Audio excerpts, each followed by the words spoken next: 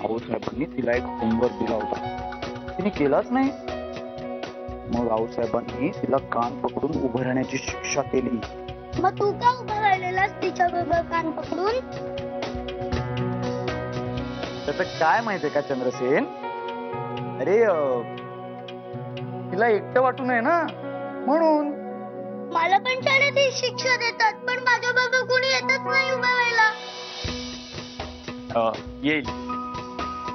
काय तू लहान आहेस ना अजून, मोठा झालास की तुझ्या बरोबर पण असंच कोणीतरी उभं राहायला येईल. हा आणि राजा खूप झालं, तयार व्हायचं ना, उशीर व्हायचं.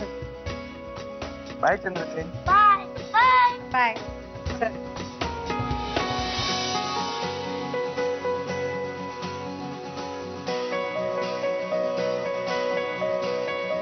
अरे तुम्हाला खाली पडत ना, उतरा ना.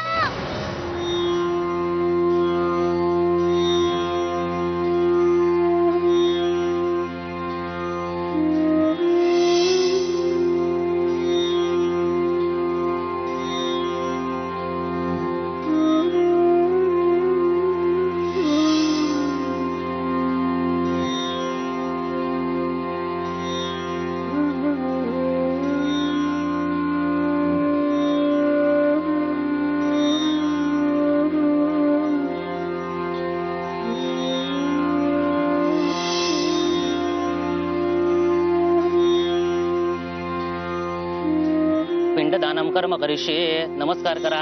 प्रार्थना पूर्वक नमस्कारम करोमी.